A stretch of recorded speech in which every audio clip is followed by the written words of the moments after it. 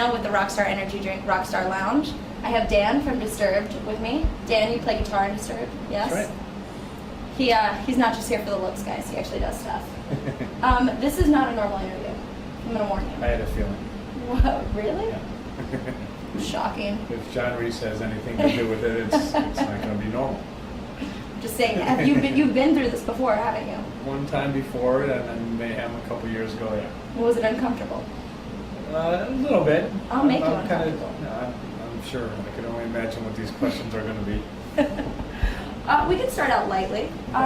So this is the first year of Uproar Festival. How do you feel about it so far? We've only had about 4 shows. What do you think?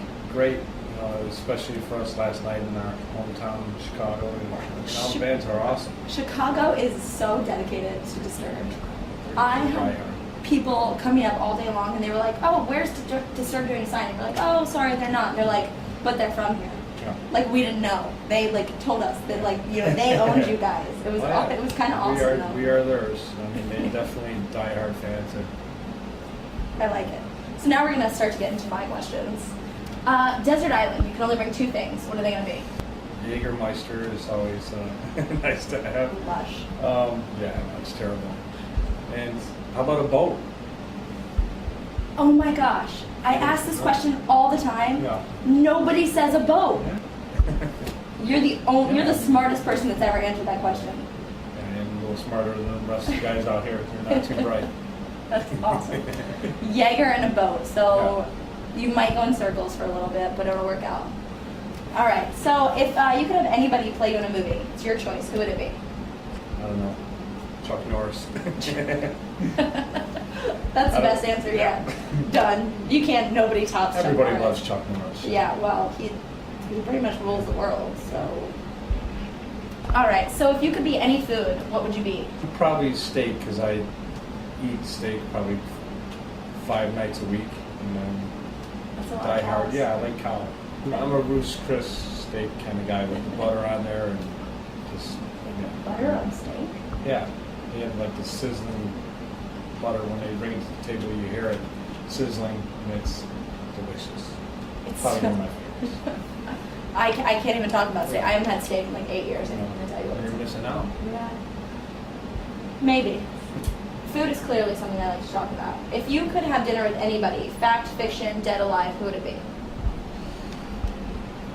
I'd like to sit down to dinner with Will Ferrell. I mean, die-hard Will Ferrell fan. I mean, he's just hilarious. Have you seen The Landlord? No. It's not a movie. It's actually a YouTube clip that Will Ferrell does with them. Is it his daughter or is it? I think it's his niece. I'm not. Don't quote me there, but I'm pretty sure it's his niece. Yeah, it's hysterical. I would if I went to dinner with Will Ferrell, she would have to come along with me. Yeah. She would have to sit next to me and be half the dialogue.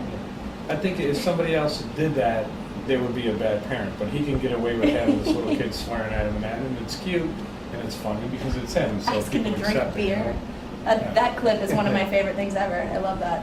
What's number 1 on your bucket list? Your kick the bucket list.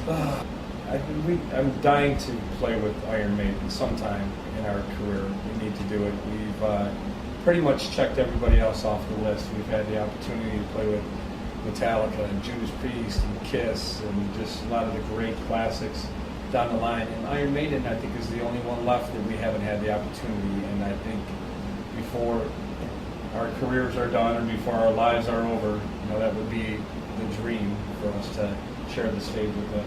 That's a good top list. So with that, you've played with Metallica, Kiss, some of the best. What was your favorite tour to date then? Those were just the European festivals, so they're usually a show on, different lineups every day, so it wasn't a full-on tour.